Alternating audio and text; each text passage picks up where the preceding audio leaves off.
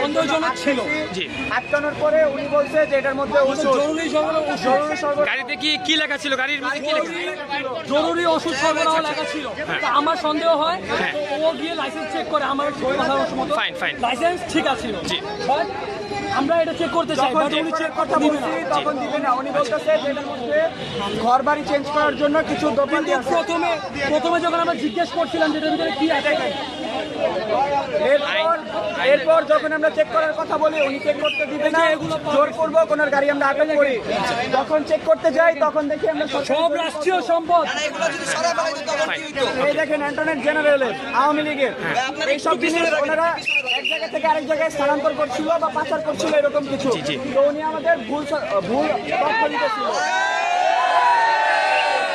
আচ্ছা, আপনারা কি ড্রাইভারকে আটক করেছেন? ড্রাইভারকে আটক করে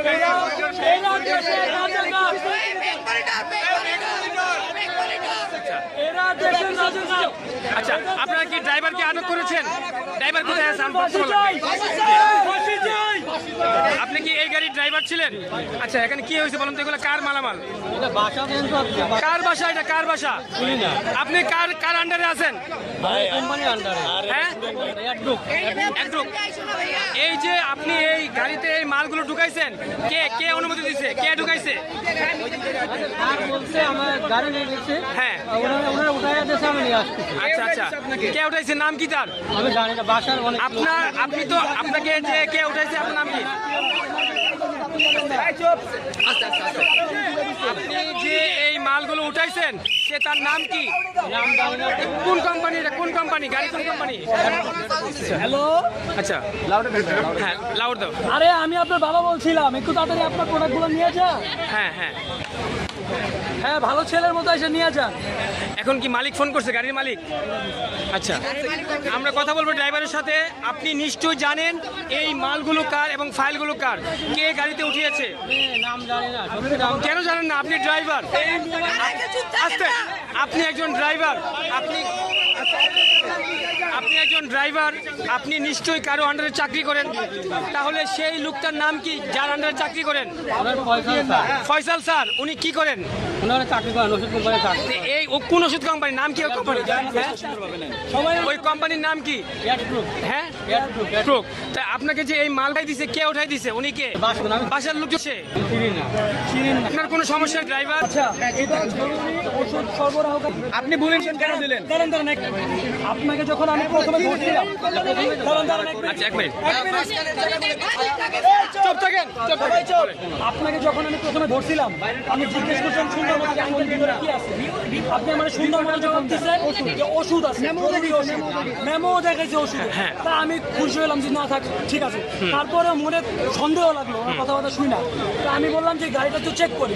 উনি বলে যে না, চেক করা যাবে না, নিষেধ আছে। আচ্ছা, আমার সন্দেহ হলো ওষুধ যেহেতু আছে চেক করা যাবে না, সমস্যা কি? আমি যখন আমার ছোট ভাইদেরকে বললাম গাড়িটা চেক করা হবে, চেক না করে ছাড়বা না, উনি একটু উতলা হয়ে গেল। উনি বলেছে যে আবার জিজ্ঞেস করেন, বলেন আপনার কোনো ক্ষতি হবে না, আপনার কোনো ক্ষতি হবে না, আমরা আপনাদের প্রোটেকশন দিব। কি আছে বলে? পরে বাসার যে জিনিসপত্র আছে। আচ্ছা, জরুরি ওষুধ সরবরাহের গাড়িতে কে আপনার বাসা বাড়ির জিনিস সরবরাহ করে আমাদের বলেন। আচ্ছা, আমরা একটু কথা বলবো ড্রাইভারের সাথে যে আপনি যে লোকের মালগুলো নিয়ে আসছেন সেটার গন্তব্য কোথায় ছিল? সেই মালগুলো কোথায় নিয়ে যাচ্ছিলেন? কোথায় নিয়ে যাচ্ছিলেন? কাশিমপুর, আজিমপুর কার বাসায় নিয়ে যাচ্ছিলেন? আপনি কোনো ঠিকানা জানেন নিশ্চয়ই? আজিমপুর কবরস্থানের পাশে কার বাসায়? বাসার অ্যাড্রেস কোথায়? আচ্ছা, কে ফোন করছে? নাম্বারটা দেন, ফোন নাম্বারটা নোট করো। হ্যাঁ, ফোন নাম্বার নোট করো। দর্শক, আপনারা দেখতে পাচ্ছেন যে একটি জরুরি ঔষধ গাড়ির মধ্যে, এই যে মানে প্রচুর পরিমাণে ফাইল, এবং আমরা দেখতে পাচ্ছি যে অ্যাটর্নি জেনারেলের ছবি সহ কে এই ব্যক্তি যে এখানে অনেকগুলো জিনিসপত্র এই গাড়ির মধ্যে লুট করে নিয়ে যাচ্ছিল। আমাদের ছাত্ররা, বৈষম্য বিরোধী আন্দোলনকারী ছাত্ররা রাস্তা পাহারায় এবং ট্রাফিকের দায়িত্ব পালন করছিলেন। এই মুহূর্তে এই গাড়িটিকে তাদের চোখে সন্দেহ হওয়ার তাকে চেক করতে গিয়ে গাড়ির মধ্যে বিভিন্ন ধরনের এরকম মালামাল, জরুরি ওষুধ গাড়িতে পেয়েছে। তো আমরা কথা বলেছি ড্রাইভারের সাথে, এগুলি রাষ্ট্রীয় সম্পদ, এগুলি আমরা আটক করেছি এখানে। তো ড্রাইভার বলতে পারছে না যে আপনি কিছু বলেন। এই পরিমাণে খারাপ হলে খারাপ করে খুলতেই চাই না। আমরা অনেক দৌড়াদৌড়ি করার পরে ফার্স্টে একটা মেডেল পাইছি। এরপরে যখন ওনারা হচ্ছে ভয় পেয়ে গেছে। ভয় পাওয়ার পরে এই আমাদের ওকে ফাইন। তো আমরা এই মুহূর্তে কথা বলবো, ভাইয়ের নামটা বলেন।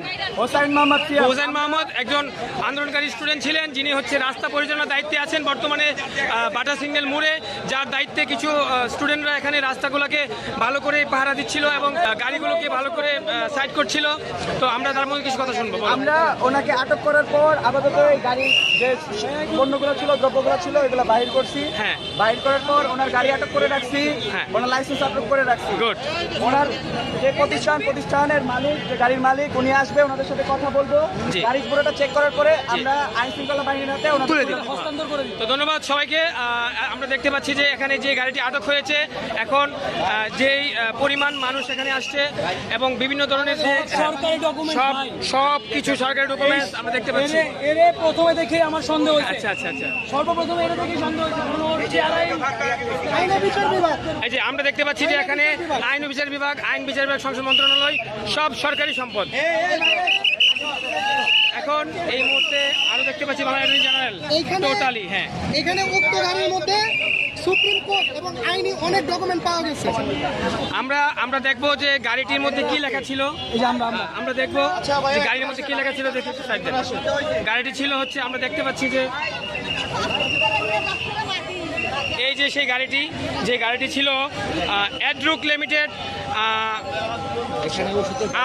আল আরাফা ইসলাম ব্যাংক লিমিটেড, চেসিস নাম্বার এবং গাড়ির নাম্বার। এই গাড়িটির জরুরি সেবা এবং আপনারা দেখতে পাচ্ছেন যে জরুরি ওষুধ সরবরাহ কাজে নিয়োজিত এই গাড়িটি। যে গাড়িটির মধ্যে লেখা ছিল জরুরি ঔষধ সরবরাহ, জরুরি ওষুধ সরবরাহ।